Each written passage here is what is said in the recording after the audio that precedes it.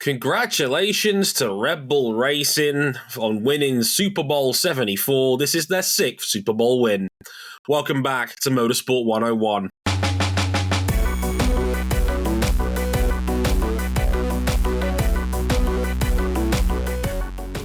If you got that reference at home, give yourself a pat on the back. You have immaculate taste in YouTubers. Hi, everybody. I'm Dre Harrison. Welcome to episode 474 of Motorsport 101. Glad you could join us as ever. And yes, we have a coronation to get to. We have another crowning because, yes, Max Verstappen is back on form. He clearly took his Singapore beating personally. Red Bull has won the Constructors' Championship, which has felt kind of inevitable for some time. They've lost one race. Cam, are you trying to play this down? I'm trying to play this down, okay? Like let me cook. No. There will be no cooking on these premises. All right, tell them how you really feel then, Cam. Say hi to everybody. Hello to the world and all who inhabit it. Man, I'm just, that pole lap, goddamn. I'm glad that this week on 101, there will be no arguments about track layouts because we can all agree that Suzuka is just as perfect as the day it was first opened. Oh, yeah. It's like, hey, does the track layout produce great racing? No. Does anybody care? Also, no. That's how good it is to drive. God damn it, this track is great. I've missed Suzuka. I've missed Suzuka in the dry. Like, just in general, like, for once we didn't get a typhoon in the area, which is always a plus, for multiple good reasons. And this will be, as we know it, the last time we get a Japanese Grand Prix in September before it goes to its That's right. This will be the last time that Suzuka is a potential title deciding round. That sounds like a challenge to Red Bull to wrap this up in April.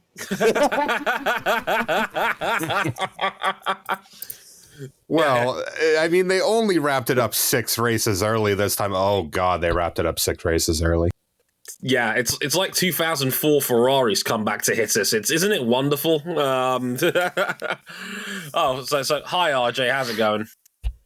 I'm just glad that Max Verstappen finally, after 7 long days of toil and frustration, we never thought he would ever get to this height ever again in his Formula One career. But the long wait, the long drought is finally over.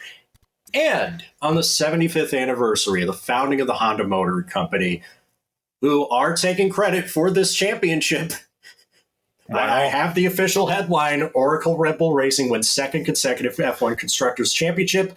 Glorious achievement captured in partnership with Honda. Yeah, they actually have the stickers on the car this time, which is always a plus. And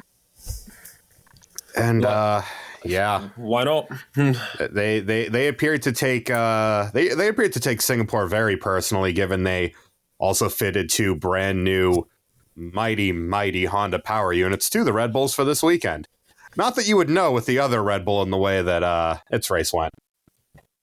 Well, yeah, I was thinking AlphaTauri might have had a chance at the points for the first time in a while, and that didn't happen. Nah. No, not really.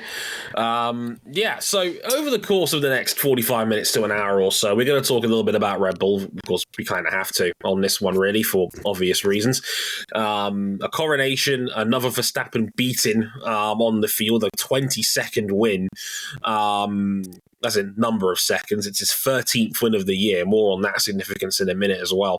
But hey, if you're from Woking, good news. Both your cars on the podium for the first time since Monza 2021. Isn't that nice?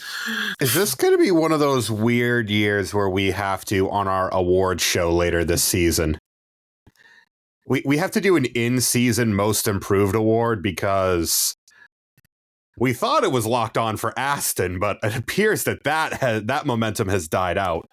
Yeah, McLaren is cooking. McLaren right now is on fire with that one, with Lando Norris. Like, fun fact, Lando Norris has finished 2nd 4 times in the last 7 races. And he's right hot, and Oscar Piastri was able to back him up this time with his first Grand Prix podium. in third. Only the 6th Australian ever to have an F1 podium, so good for him as well. So we'll get into a little bit of that and some of the carnage behind them. We had Mercedes infighting, we had Alpine infighting, we had Carlos Sainz acknowledging another wonderful Ferrari strategy call. They use their 1 win token on the air and they're back to fucking over their drivers. Yeah, back on form, Carlos. It's like, we missed you. Like you take a week off from strategy department running and look what happens. So all of that, and of course the news that the 18th and 19th seat on the 2024 grid has now been confirmed because AlphaTauri announced just less than a couple of days after we recorded talking about it that they are indeed keeping Yuki Tsunoda and Daniel Ricciardo for next year. We'll talk about some of the ramifications that come with that as well at the back end of the show. But before that, places you can find us real quick are on youtube.com/motorsport101, Facebook, same/line, Twitter at motorsport_101. Our personal handles are at Dre_WTF1, at cbuckley917, and at RJ O'Connell. If you want to hear more about this race and a certain work-related trip that I may or may not have gone on this past weekend, you can check out the blog section on the website, motorsport101.com. And of course, there's full race reviews of this race and the second race we're recording tonight, and that's obviously MotoGP in India. Yes, that Grand Prix did go ahead eventually. Just. More on that later on in the week, but you can read my initial thoughts on that over there as well if you like some bonus content.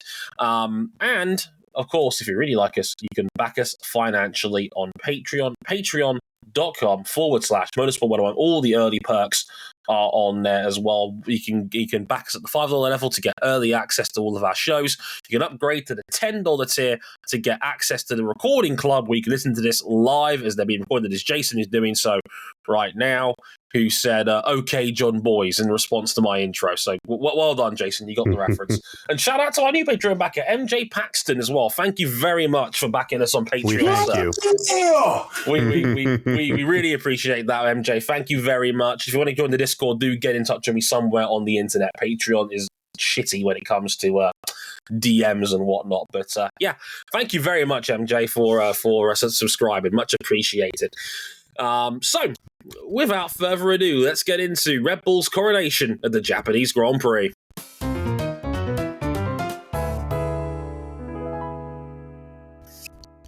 Happy birthday, Soichiro Honda. It's not Soichiro Honda's birthday itself, but it is the birthday of the company he founded. And how the Japanese Grand Prix has changed in 60 years, from a sports and touring car festival in 1963 to an integral and beloved round of the Formula One World Championship in 2023. And as we said, Max Verstappen took his defeat at Singapore personally. Very, very personally. He dominated the whole Japanese Grand Prix weekend after qualifying on pole by half a second from McLaren's Oscar Piastri and Lando Norris, with the McLarens reversing the race after Max won by only 20 seconds. With that, Red Bull won their second consecutive Constructors' Championship and their 6th as a team. We got to hand it to them. Let's talk gushingly about Red Bull and how they pulled off a title win 6 races early, Dre. Oh, dear 6 races early. And look, say what you will about Red Bull, they are not the most popular team in F1 for obvious and obvious and understandable reasons. They don't do themselves any favors sometimes. But think of it like this. This is the 18th year Red Bull has existed as we know it. They've won a third of the Constructors' Championships they've ever entered. That's incredible. That is an incredible hit rate to win 6 out of 18 like this. This is an incredible rate for a team that was purchased basically for $1 because Ford didn't want to be in F1 anymore. Right. You'll win the Ford way, or we'll find someone who will. Well, as it turns out, Red Bull will. I hope they enjoy their sticker in 3 years' time when Ford returns to Formula One, technically. But that is a bonkers hit rate. No matter which way you slice it, it's an incredible run of form. And they have become the best, well-managed, operated team I can remember in Formula One since prime Ferrari. Like, Mercedes had their dog days. Like, sometimes their strategy department would be a little bit wacky. Sorry, James Vowles. Sometimes their drivers would cause more problems than it was worth. And Red Bull's had those days themselves too. Any good F1 team worth its salt has. But this is, top to bottom, an incredible Formula One team. And I want to shout out to Cam and credit him because he's talked about this before on the show. Cam's always had a theory that them losing out on, the 2021 Constructors title, let's not forget, it's that fight. Yeah. It was that fight with Mercedes. Yeah. They I guess you could say they won the battle, but they didn't win the war, depending on how you determine drivers and constructors titles. We all know the driver's title is the one you really want to win, but the constructors actually pays the money. Ideally, you want to do what Red Bull's doing this year, and you will win both. Of course. But if you're going to pick one over the other, you probably want the constructors from a business standpoint or from a bottom line standpoint. But yeah, losing out on that 2021 double and that fight with Mercedes, Cam said it ages ago, and as you've seen this season develop into one of the greatest that we've ever seen in this sport, it becomes more and more clear that 2021 fight awakened something in this team because they've never been this good, ever. Yeah, I mean, and they had to be. It had to happen because Mercedes at that time, even in somewhat crippled form in 2021, just had an endless well of performance to tap into. Performance, resources. They still have Lewis Hamilton. They upgraded in the driver department to get George Russell in over Valtteri Bottas. You need, in order to fight such an entity, let alone topple them, you need to be the best at everything. And that fight in 2021, I've said it before on the show, honed Red Bull into an operational wrecking machine. Because you can, and rightfully so, point at this car, which, to be clear, when I saw the RB19 roll off the truck in Bahrain preseason testing, I knew we were all fucked. You could see it. It was like we didn't want to believe it back in early March, but everybody, I think, deep down knew it was going to be a matter of how much Red Bull wins by, as opposed to whether they were going to be under any sort of threat. That was one of the biggest stories of that preseason test, besides Aston Martin surprising people. And with a relatively gentle evolution of what was a phenomenal car last year, but a car that had faults. And even this year's car is not perfect. We saw that a week ago. That terrifies me, thinking what's going to end up in the RB20 next year. But it's a combination of this incredible car and a car that not only is this fast and this on the edge of the regulations, but one that's been reliable. Yeah. The only real reliability issue they've had this year was a finger trouble moment with a drive shaft in Saudi Arabia. Other than that, they've got a pretty immaculate finishing record other than, actual on-track incidents. Yeah, and that's a testament to how Honda has turned things around. Yes, technically by the letter of the law, this is RB Red Bull powertrains, not Honda, but it's not Red Bull powertrains, because Red Bull powertrains doesn't actually do anything with these until 2026 when they bring in their own power unit. It's still built in Japan. It's still developed in Japan. It's got Honda stickers on it now, unlike most of last year. It's a Honda in all the name. It's a remarkable turnaround from GP2 engine memes 8 years ago. It's even a remarkable ascension from, remember when they won their first race together in 2019? How could we forget that final lap incident? But and since you talk about the Red Bull's hit rate in the constructors, but really, that ended quite emphatically in 2014 when Renault just completely dropped the ball. And no matter how good Red Bull's car was, and they did drop a couple stinkers in that interim period, it didn't matter how good their car was, because they were fighting with oftentimes a 50 to 80 horsepower deficit to those around them.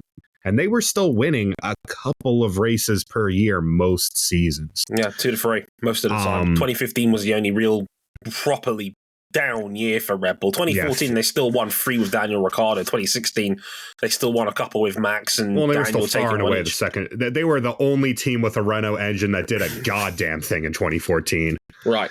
You talk about the reliability. Even the one-off at Saudi Arabia, they didn't lose anything from that. They still took every point on the table.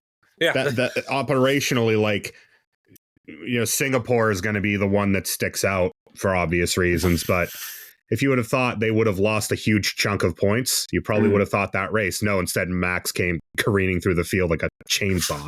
Yeah, they got this engine. They got this third generation Honda power unit in 2021. And they had a tool with which to fight the exalted Mercedes power unit. And they've won 5 of the last 6. Put a 2 before both those numbers. They've won 25 out of the last 26. I was talking about titles, but fair enough. Yeah, that works too. Since the start of 2021, they have been, at minimum, equal best team in Formula One. At best, so ridiculously superior that you have to wonder when the FIA is going to blow their legs off. But it's the pit stops. Verstappen had a bad pit stop in Japan. The wheels weren't in sync when they went on. It was still a 3.3. It's the pit wall who have nailed nearly every strategy, again, pretty much other than Singapore. And in that, they just got bad timing with the safety car. Not a whole lot you can do about that. It is top to bottom operational excellence, performance excellence. Oh, and Max Verstappen's pretty good at the whole driving a car thing, too. Yeah, Max Verstappen was perfect all this weekend. adds, Max Verstappen's pole lap was one of the laps of the year. And the other lap of the year in F1 is probably his Monaco lap where he turned on no clip in Sector 3. Yeah, this. Verstappen cracked 400 points this weekend, and we still have 6 rounds to go. That's not good. 3 of them are sprints. A 500-point season is almost inevitable here. Max could win the championship on a Saturday for, sprint reasons. if he wins the sprint on Saturday, next Saturday in Qatar, he wins the title on a Saturday, which hasn't happened, I think, in 40 years. If he finishes P6, or at minimum, I would take those odds. You get 1 to 50 odds at a bookies for Max to finish top 6 in a sprint. This was his 13th win of the year. He's now the only F1 driver in history to have 2 13-win seasons. No one's ever done. Michael and Sebastian had 1. And as Jason points out, average finish in Grand Prix this year, 1.38. When I'm rounding to 2 decimal places there. He has been unstoppable, inevitable, ridiculous, perfect. As near as perfection as you will likely ever see in an F1 season. This is you watch him and he's in a different postcode. The strategy didn't even particularly go in his favor during this race because Oscar Piastri got the chance to stop early because of the VSC. He gained 10 Didn't mean seconds. a damn thing. Didn't mean a damn thing. Max just turned the wick up. I mean, his fastest lap was 1.1 seconds clear of the previous fastest lap entry when he bolted on fresh tires. He's the only driver in the 134s, and he almost cracked 133, and his fastest lap, his qualifying lap was a 128.877. We're doing 88-second laps around Suzuka. Only lap in the 128s in qualifying. And you add all of that together. The best car, the best power unit. Right now, probably the best driver.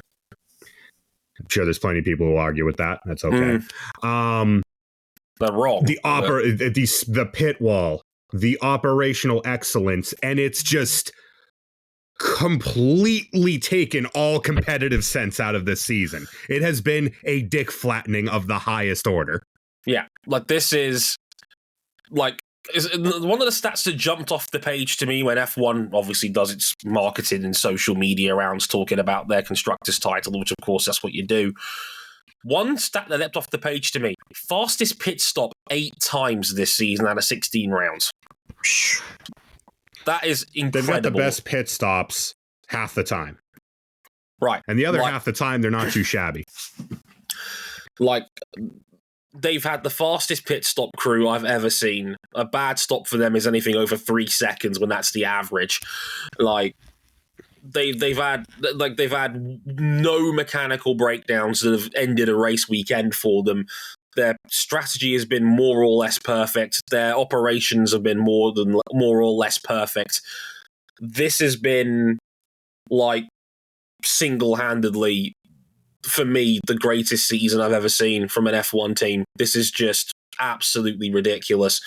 And what makes it even crazier is that, like, Verstappen, who is likely going to win the championship in 10 days' time or so, this is the greatest 3-year run I think anybody has ever had in this sport. Like, even better than Vettel?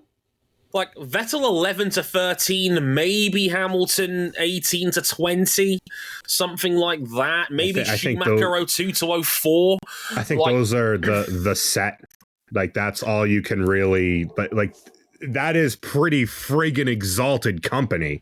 Right. And that was with, I mean, in the early 2010s, that was with the rules changing every year to try and blow Red Bull's legs off. Yeah. That was with the rules changing every year in the early 2000s to try and nerf Ferrari. Absolutely. And it took the FIA half a decade to bring both of those two factories down a peg. It took 8 for Mercedes, really, to balance the books on their run of dominance. It's like Hamilton never had a season like this. Like, 2020 is the nearest he won 11 out of 17. This is on a whole different scale. This is like if Max wins all 6 of the last remaining races, we are talking 550 points. 550. That's been constructors winning totals in competitive years in previous year. Add points to that because remember, again, we got sprints coming up. We've got 3 sprints still left this season. One of them's coming up next weekend in Qatar. So that'd be over 550 points. That's incredible. If he runs the table, he would put nearly 100 points on his own world record for highest points tally of the season. I know we run by different scoring systems. Points have been inflating now. Just a little bit, but just like everything else these days. President Brandon's causing points inflation in Formula One. More races, bigger calendars, all of that fun stuff. But yeah, I'm not going to get too much more sucked into it, but because you guys pretty much know what we're talking about by now. But this has been just a complete and utter dominance. And what more terrifying thought? Could you imagine if Sergio Perez was running somewhere like Nico Rosberg was back in the day? Well, that perfect season probably would have ended earlier this year, probably in a big pile of carbon fiber rather than being slow in Singapore. But they have a lot more points and a lot more podiums. There's a realistic chance. I mean, there was at one point to the start this season that we were like, is 1,000-point season possible? That went by the wayside as soon as Sergio Perez started fucking around and finding out in kind. Jason also quite rightly puts in the chat his second worst result of the season, this being Max Verstappen, P3 in Baku's sprint with a torn open car. Yeah. Couple of seconds to Checo early doors, the 3rd place in Baku and the 5th in Singapore. That's the only thing that stopped him from perfection in terms of race finishes this year, including the sprints. It's outrageous. Like, I don't know how anybody could not look at this in awe. Like, okay, F1 is a sport built on dominance and dick flattening. We all know that, really. We kind of hope for the years where it isn't that. That's what makes the sport the fun times it can be. I cannot, as a fan, as a guy that's been watching this for 20 plus years, not admire what the hell I'm watching right here. This is this is virtually as close to perfection as we will ever see from an F1 team, and God help them. Although, I will also add, it does make what's going on behind them quite fun. Yeah, let's get into that. Because behind the new champions, behind Max Verstappen, who had a perfect weekend, leading every practice, every qualifying session, and winning the race, almost grand slammed it. Not quite, but it is what it is. Another twisted tale played out as McLaren had their first double podium since the 2021 Italian Grand Prix at Monza. Charles Leclerc for Ferrari finished fourth, and Mercedes scrapped with Carlos Sainz over one-stoppers, bullish overtakes, and team orders. And also we found out after the race, Alpine's Esteban Ocon was not happy about letting Pierre Gasly through on the last lap. Oh, yeah. So it's Gasly to let Ocon through. Don't blame him. Yeah. Again, Super Formula One Pierre Gasly. Dre, are we any closer to figuring out who F1's second best team is? No, and that's beautiful. I love it. I mean, like, we joked about this before we hit the record button that when we inevitably do our award show in December, we do have a most improved award. And, like, we thought Aston Martin had this nailed on with a bullet through the summer break, and McLaren have come along and have stolen their money. They've dangled Dan Fallows upside down and taken his wallet, because now McLaren it's like Red Bull were here, like, in their own league, and then McLaren was kind of in their own league of their own as the second best team, because Norris again was excellent, and like, you could not have asked for any more than Lando and Piastri. Look, okay, this is a small asterisk here. I know a lot of people love Oscar Piastri. He's a very, very nice lad, and I'm very happy he got his first podium. He got beaten by Lando by 17 seconds. Let's pump the brakes on the hype train just a little bit. Yeah, I was surprised at how much his pace fell off after the first round of pit stops. He openly admitted that he actually wasn't that happy with his race despite finishing third on the road. He was like, well, I've got to do better at high degradation circuits, because he mentioned Hungary as well. That was another track where he started strong but faded in the back half because he couldn't look after his hard tires as well as Norris does. So these heavy, high downforce ground effect cars were munching their tires around this track. Yeah, at one point, Bernie Collins, who, by the way, does a brilliant job over there at Sky Sports F1, Bernie mentioned that at one point they were teasing the possibility of 3 stoppers. Luckily, 2 was just about viable, but early doors they were talking about 3 stops for this Grand Prix. We don't get 3 stoppers in the Pirelli era very often nowadays because Suzuka is a tire muncher. I don't know how Haas even was able to finish as high as they did. I don't know why Mercedes and George Russell worked together to think that a one-stopper was going to be the way forward for them. And I guess they need to do something different on strategy, but that was not the play. No, and then I think it was overconfidence in their own car, because the thing that Mercedes has had over the last 2 years, but especially last year, the one thing they could hang their hat on is that they had much better tire wear than everyone around them, besides probably Red Bull, on race day. That did not manifest at all at Suzuka. If anything, the last few races, it's kind of been waning a little bit and a little bit more, to the point where in Singapore, their tire wear was no better than Ferrari's, and we know how bad this Ferrari is on its tires most weekends. Yeah. And McLaren have caught and overtaken them. It's just taken so long for McLaren to actually manifest their own potential that they're really not a threat for second in the constructors. Yeah, exactly. They've left it too late, really. They'd already chucked away the first half of the season by the time the upgrade package that really made the difference hit in Austria, and by that point they were already too far back. But they still have a reasonable chance of, I think, at least 4th. They're annihilating the gap to Aston Martin. They're every 49. Weekend. Yeah, they're 49 behind Aston Martin with 6 rounds to go. They should pass Aston Martin by the end of the year. I think Ferrari at 113 back is probably a bridge too far for them. Ferrari can realistically rack up mid-top 10 positions and protect that. This should be all right. It's not like Aston Martin, who are scraping 8ths and 9ths on a good day now with Fernando Alonso and Lance Stroll. Well, he's just happy to be invited at this point. Lance Stroll has scored a grand total of 3 points since Austria. What the fuck, dude? Yeah, like Lance Stroll has scored 3 points, and that, like, the Austrian Grand Prix was the first week of July. It's now the end of September. Lance Stroll has gone from 44 points to 47. He's actually only 1 point ahead of Pierre Gasly in the championship now, and there was, I'd argue, half the season we've had so far, Aston Martin were the second best team in Formula One.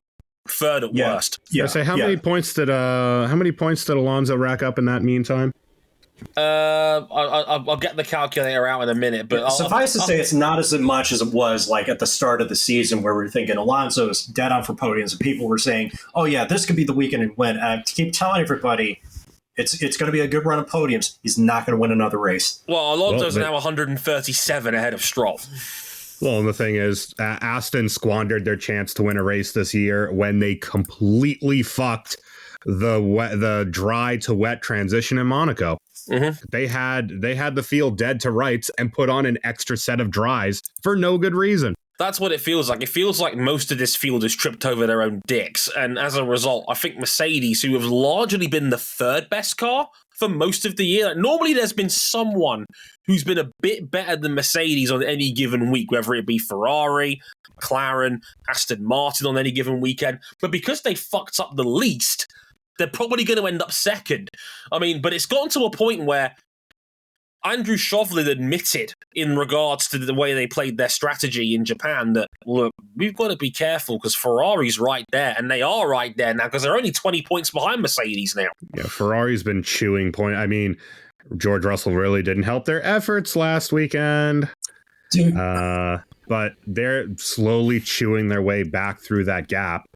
For all the shit we gave him early doors, Fred Vassar's done a pretty damn good job of turning them around quite quickly. Yeah, relatively speaking. The bigger thing is that doing there. Let Fred cook. I like Fred. Let Fred cook. He's doing good work over there at the moment. The problem is the next few rounds are really going to punish the fact that the Mercedes just doesn't make any rear downforce unless they bolt a giant barn door onto the back of it. It's Qatar, true. They're gonna get blown into the weeds around Qatar. Yeah, but even then, Charles Leclerc, low-key, has driven very, very well on these bad Ferraris. Again, very quietly, went about his business this past weekend, finished fourth. That's an excellent result, given Ferrari does not like Japan. Man drove a very, very good race. No one will talk about it because of the other big news points, but Leclerc is still absolutely quality. Again, people have leapt on the Carlos Sainz wagon ha-ha! Given the last 2 or 3 weekends that Sainz has been white hot, but Leclerc is still him. Make no mistake about that. But the general vibe I get right now is that, Mercedes are interested in the George Russell on a one-stopper was not the way to go. And he and Hamilton got into it over the course of that race. Hamilton shoved him at Spoon. That was what I like to call a borderline penalty pass, where it's But they don't call those F1 anymore. Not really. We all know they don't call those an F1 anymore. That's as illegal as a headlock. Yeah, it's one of those ones where it's you've seen them given, as we would say in soccer. But I'm calling it soccer now because I've been so Americanized lately. I'm just trying to, avoid any and all confusion. This is what happens when you spend all weekend in Las Vegas, okay? Oh, look, nice soccer jersey, Dre. It's a lot that's going on there. Mercedes, I think a lot of people have been waiting for a reason to dunk on George Russell lately. And I think there's been bigger examples to do so than this race. I'd tell you a little story from Vegas because I don't want to get into it too much because there wasn't a lot to talk about. It was a heavy duty work trip. Let's talk about. Did you see anybody get their head squeezed in a vice? No. That's already an improvement. Nobody got beat up in a cornfield with a bunch of baseball bats and had to have their brothers watch. Well, the thing is, there was a lot of discussion last weekend that Mercedes should have ushered George aside to let Lewis, which... No. I know how up Lewis's ass a lot of these people are, But if you're just going to say, no, actually, you've been ahead all race, but you don't deserve a shot at the win, get out of the way, is just not a valid line of thinking. No, it's not. Nor would I don't think it would have helped, because I don't think Lewis would have been able to get past either because of the DRS fuckery around Singapore. Right, like was Lewis, there was just nowhere for them to pass. Lewis was not evidently so much faster that he would have been able to break that delta. It was an unbeatable combination of Sainz and Norris at Singapore that made the difference. I don't think Hamilton was going to be half a second a lap quicker than George in that scenario. We all know that George, at his best, is every bit as good as Hamilton. Like, we've seen it with our own eyes. There are weekends where Russell can convincingly beat Lewis. That is an unobjectifiable fact. Like, I don't like where this narrative is now going, that George is now suddenly cooked and washed and now a number 2 at Mercedes. I don't buy into that nonsense at all. George, like, okay, yes, there was a mitigating factor in what happened last season, but George beat Hamilton on merit. And even if you give Hamilton all the benefits of the doubt, Russell was right there with him all the way through last year.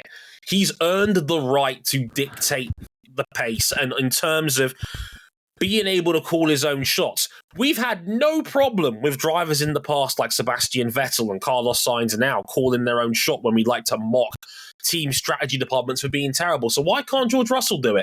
And also, isn't this what everybody wanted when they were wanting like Valtteri Bottas up out the paint for like 2 to 3 years at Mercedes? That they felt like Orange Mercedes would be, when they want Mercedes to have 2 number 1 drivers instead of like a number 1 and a clear number 2 that can't pick up the slack. Well, not the ones who love the fact that Valtteri Bottas was a compliant number 2 who would roll over anytime he was asked.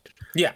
Like, the best thing that could have happened for Mercedes was that Valtteri Bottas was a team player who did his bit for the team and was a for the most part at Mercedes, an excellent teammate. The ideal guy you would want to have in your racing team. Like, let's be honest, if you were Toto Wolff, you'd love a driver like Valtteri Bottas at his best, because he'd be good enough on a good day to clean up Lewis's mess, but never good enough to get in his way over an entire season. They went undefeated in the Constructors' Championship with that pairing. Right. They went 5 for 5 in Constructors' Championships of those 2 as teammates. So, people don't know what they want, and I think people are looking for a reason to clown on George Russell, to which I say, George Russell is not the problem. Mercedes is the problem. They run the strategy department, they make the decisions, and they were late in moving Russell over for Lewis in the first place, and they should never have had George on a one-stopper to begin with. Why are we blaming George for that? I don't get what they were hedging their bets for, because, I mean, just looking at the gaps, there was no play here to get any higher than maybe they thought they could get Leclerc, but that Mercedes didn't have the pace to beat Leclerc at any stage of this Japanese Grand Prix, and they sure as fuck weren't going to get anyone ahead of them, because as follows the gaps. Max Verstappen, plus 19.3 on Lando Norris, plus 36.4 on Oscar Piastri, and plus 43.9 on Charles Leclerc. Big gaps. Like I said, Charles drove a great race. Charles was brought home as much as he could possibly bring out of that Ferrari this weekend. That was the limit.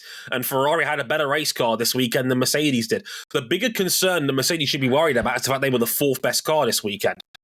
Yeah, because they're not going to maintain second. Like, they'll keep third. They are going to finish at minimum third in the constructors, because Aston sure as shit ain't reviving at this point. Cam, but do you not understand how much of a catastrophic disaster it is for Mercedes that Ferrari, the team we all raked under the coals back in March and April, might straight up beat them for second? Given that's honestly, a disaster for Mercedes. Honestly, who is it more of a disaster for across all of these teams? Probably Aston Martin for fumbling a bag this big. Yeah, because Aston Martin have made no forward steps this year. They came out of the gate swinging in a yawning chasm behind Red Bull. They were never a challenge to Red Bull outside of Monaco, but they were miles ahead of everyone behind them. Yeah. It's like someone switched. It's like someone flipped a switch. Let's put it to you this way. Fernando Alonso's season, first 8 races of this year, 6 podiums out of the first 8. Last 8 races, 1 podium in the last 8. I'm telling you, it's like they've regressed to the mean. The development race for teams that aren't in the upper echelon is such a tricky thing to get right. Remember, we were saying McLaren was going to be either the worst or second worst team in the grid at the start of the season. Now look where they are. They were the worst team in Formula One. It only took redesigning the entire car. It only took Ferrari redesigning their entire car. It only took Mercedes sticking side pods on the side podless car. The only car that hasn't received major fundamental concept changes during this year has been the Aston Martin, which is more or less a tweaked version of how it started. People will think I'm hating when I say this, but this is a team that won 8 Constructors' Championships in a row, and they're about to put £70 million more into rebuilding Brackley. Third, you're not here for bronze medal finishes. I'm sorry, you're not. No. Like, that is a disaster for Mercedes. At least they were a comfortable second last year. And it's been a lot. It's just been on the car. Their car is just shit. And the problem going forward for next year is that you're Mercedes. You just stamped it in. You're not here for second or third place. You're here to win. You're not spending all this money. So you don't employ 7-time World Drivers' Championship winner Lewis Hamilton and triple platinum S-tier prospect George Russell to come third. You have the best copying Red Bull is not going to get you anywhere. No, because Red Bull, you have to think, given how I know Adrian Newey and I know Red Bull, next year's car is going to be an evolution of this one, which was an evolution of the 2022 car. Just copying their concept and seeing where it gets you, it might get you onto their coattails, but it's not going to get you over them. No, and like I said, this is the best driver lineup in Formula One, in my opinion. You've got Hamilton and Russell. You've got the best driver pairing in Formula One. You've got the most resources of any team out there, besides maybe not having someone on Adrian Newey's level of expertise. But that didn't stop you when you won 8 straight. You have James Allison. James Allison is one of the best in the business in his own right. Like, no one is out here like again. And you know what? You don't even have the reputation of being, oh, well, Newey's designed your car, so that means it ain't shit. James Allison's gone under the radar, having designed, 5 at least championship winners? Look what this man was doing with a sweet $5 and a package of candy over at Lotus a decade ago. Man is outstanding at what he does. James Allison can make some cars. Absolutely. He's one of the best in the biz. He's a fantastic technical mind. They've been completely destroyed. Yeah. They're going to get outscored by Verstappen alone, comfortably. That's rough. Yeah. Red Bull has double their championship points, and that is with one Red Bull driver who basically hasn't shown up for the last 4 months. You know what I think the problem is? I think the problem is that Toto Wolff was just handed a ready-made success story from Ross Brawn. Shut the fuck up, Jordan F1, you fucking moron, you insane bastard. You know nothing. You couldn't engineer your way out of a cardboard box with a knife. Like, you could double Mercedes points in the standings right now and they'd still be behind Red Bull by 13. That's where we're at right now. That is an embarrassing season for a team that gives it the big one. They doubled down. They doubled down on an awful car from last year. Yeah. And it's going to cost them a year and a half, at least. Yeah, you're now 2 years down in development. You have to start 2024, and you have to pray to God that because they are doing a clean sheet car for next year, that you hit the ground running with that one, and that Red Bull doesn't take another equal size step to last year. And Red Bull is going to take another step. They more or less dropped their last update in Singapore with a relatively minor floor adjustment. They really haven't done a lot to their car this year, and they still have a gargantuan performance advantage on race day. Right now, they're not even the best car on their own power unit. There's times in that intermediate, but since Austria, when McLaren showed up with their fully redesigned car, that they were debatably the third best car with their own power unit. Lewis Hamilton's not finished second in a Grand Prix since that Austria upgrade. Lando Norris has done it 4 times. Yeah, the McLaren's a better car than the Mercedes is. It's just they've started so late in their resurrection that they're not going to get there. Yeah, Aston Martin for the first half of the year were generally beating the brakes off Mercedes too.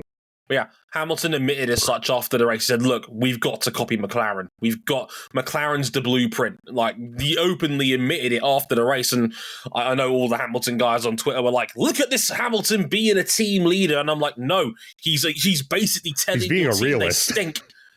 He's being a realist because, you know what McLaren most resembles now? That Navy car about 20 seconds down the road that's been giving everyone the business. And McLaren were still 20 seconds off the pace being given the business. Yeah, and Lando Norris is an elite level driver. Like, Norris drove out of his skin on race day and he got 20 seconds put on his head. Yeah. And that's been the story of Lando Norris the second half of this season. He's been outstanding, but he's just not won the big one yet. He's a rich man's Kirk Cousins only because Max has been that good. Okay, no, we don't have to compare Lando Norris to primetime Kirk. Oh God. Should we get into the other half of the Red Bull garage? We need to? Let me put my hazmat suit on because I can't take the stink.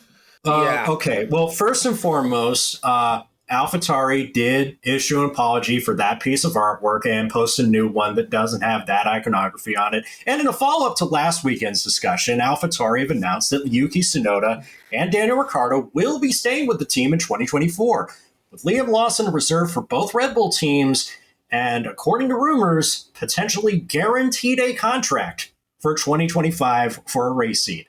Daniel is still injured via broken metacarpal in his hand and will be out of action until likely the U.S. Grand Prix in Texas. And with only the second seat at Williams currently occupied by Logan Sargent left, have Red Bull made the right call?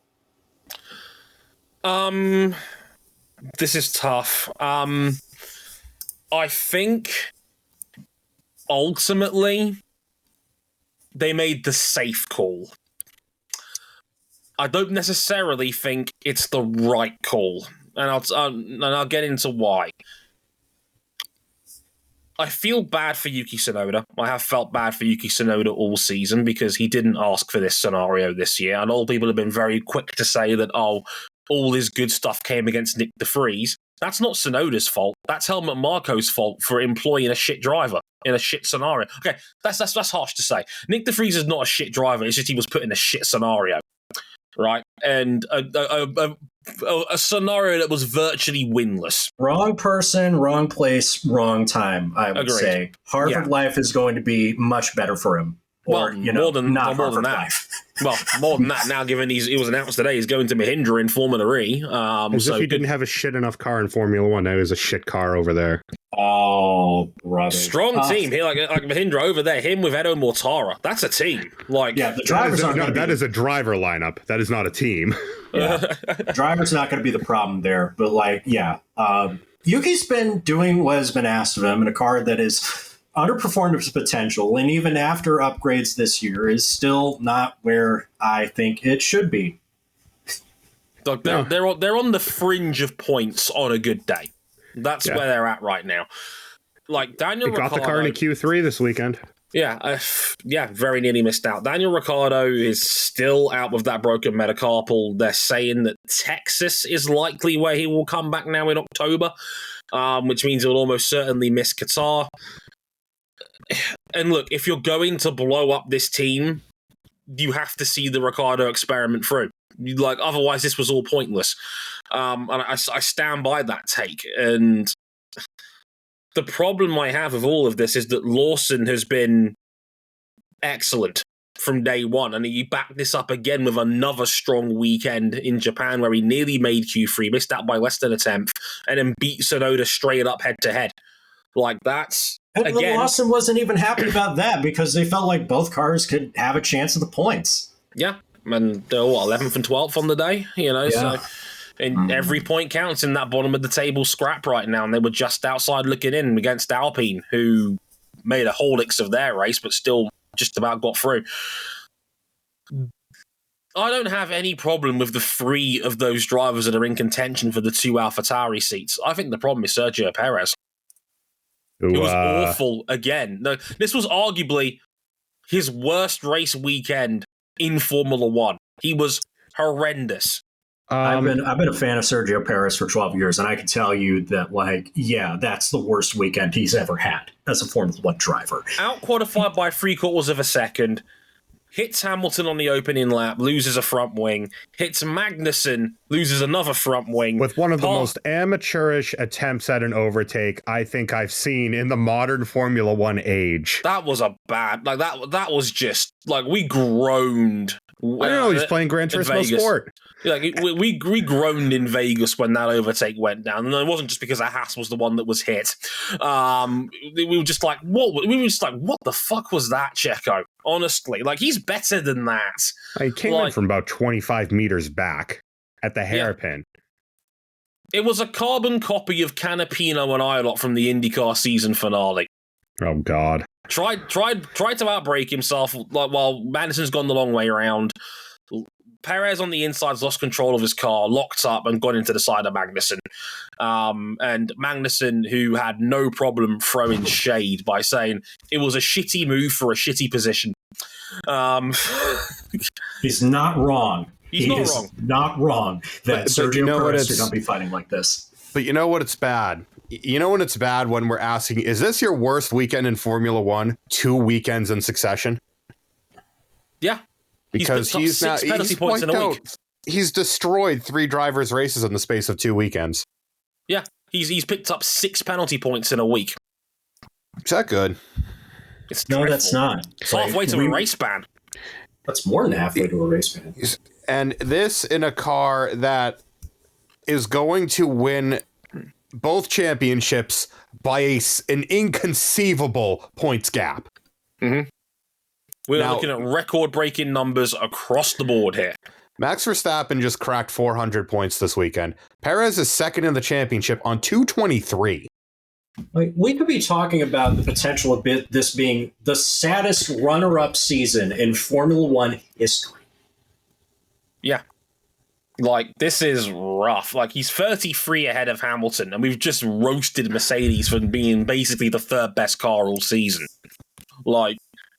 Now seemingly definitive 4th best. There is a legitimate shot that Lewis Hamilton catches him for second in the championship. Great. I got a question. Fire.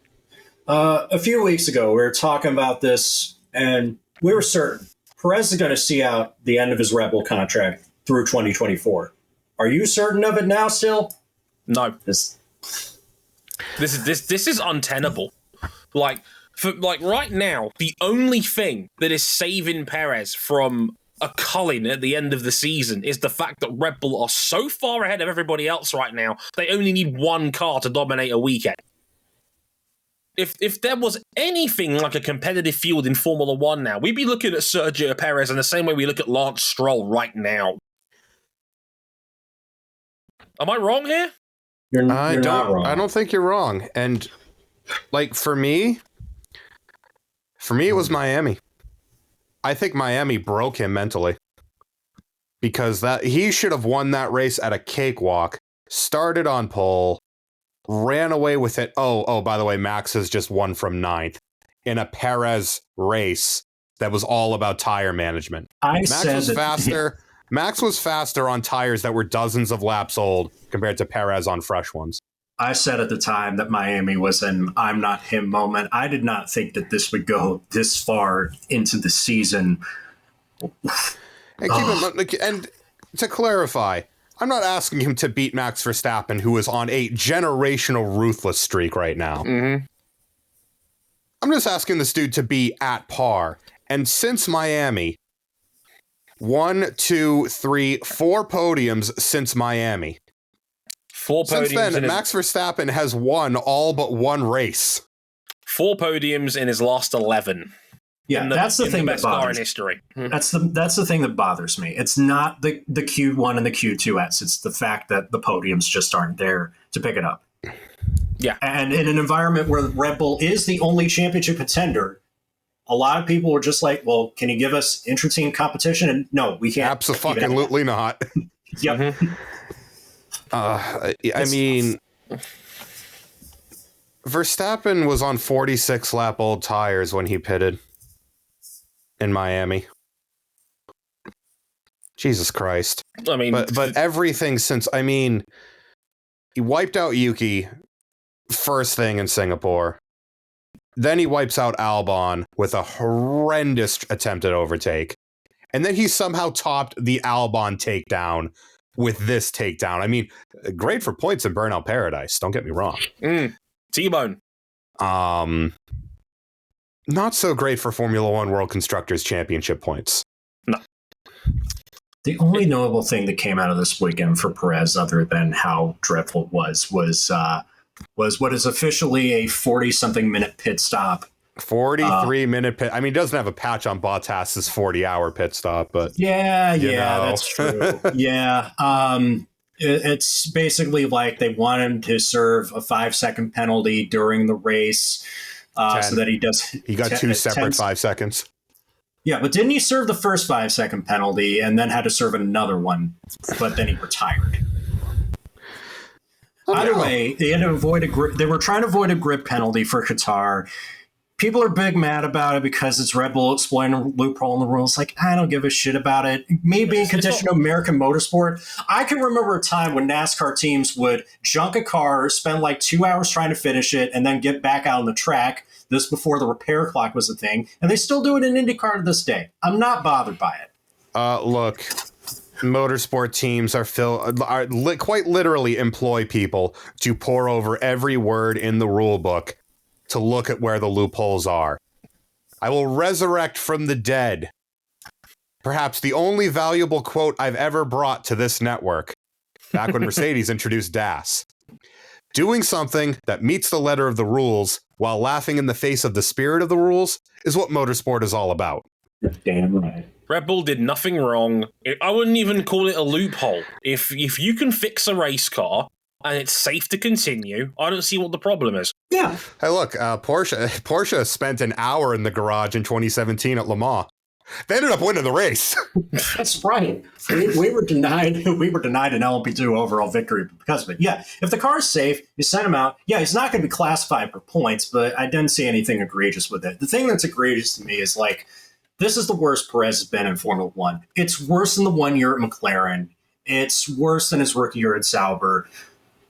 Well, I don't think anyone could have possibly predicted that McLaren would enter a decade-long fall from grace when he got there, thanks to poor car development choices. There was like genuine talk that Sergio Perez would be shunted off to IndyCar after 3 years in Formula One when he's clearly a better driver than that. Now he's racked up 13 years worth of mileage. He's got multiple Grand Prix victories, but I'm worried like he's probably going to go out of the sport sad.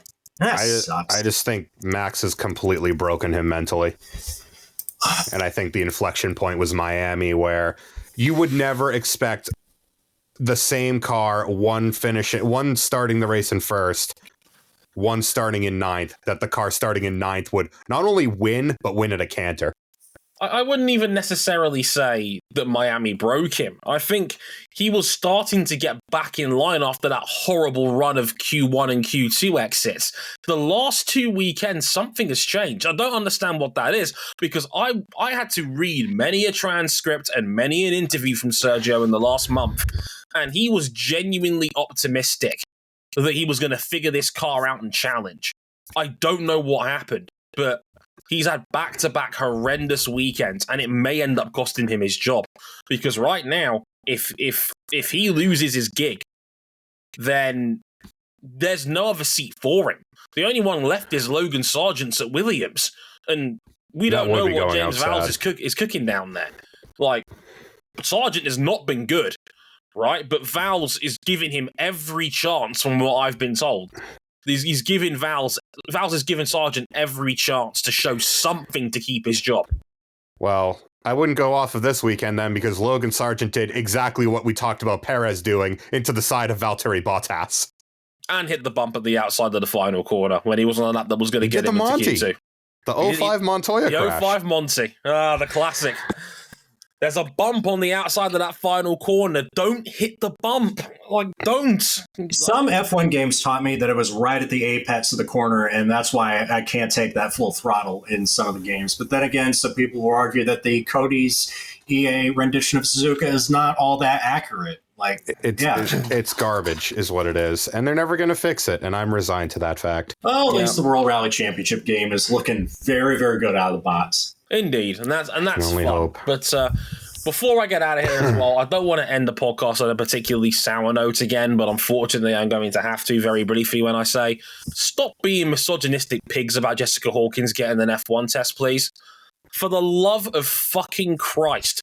Like, people are getting their pearls in a bunch over a correlation test in a 2-year-old car. Are we touch some fucking grass? Jesus Christ! Like, I find it. It will never cease to amaze me how emotionally fragile some men are. That if a woman gets within 500 feet of a Formula One car, they shit themselves. It is fucking outrageous. Like, on a personal note, we intentionally made the choice to cover that test on WTF1.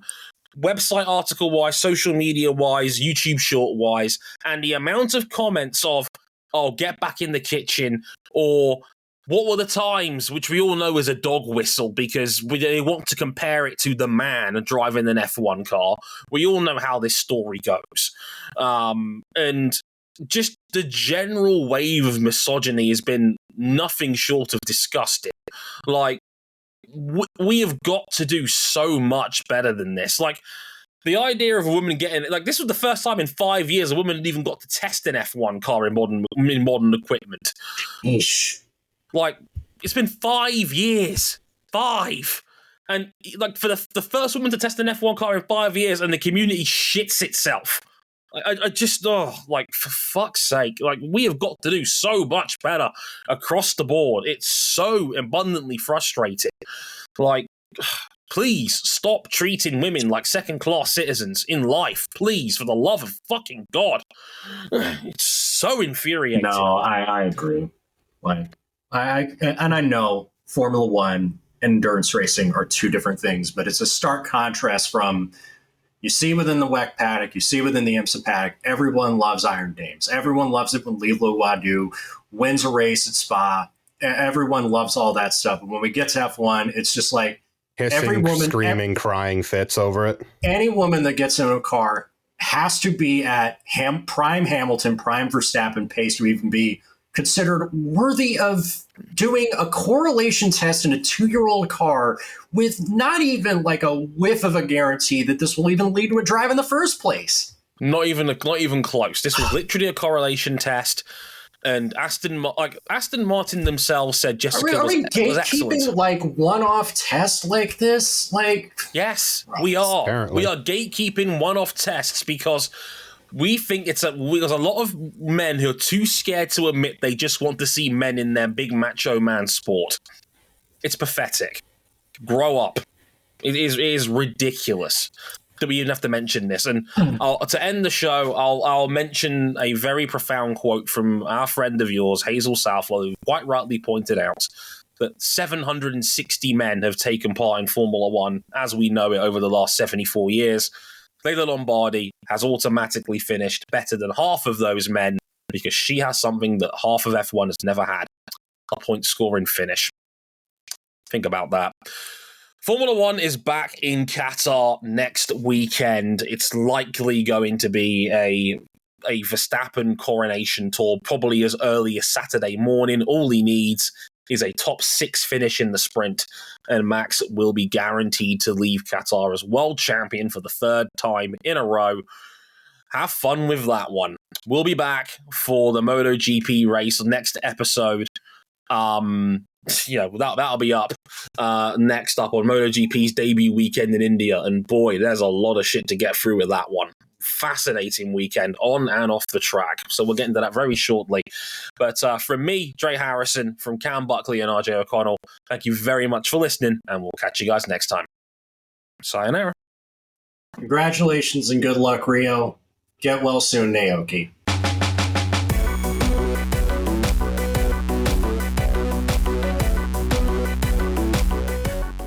finally, GP1 engine.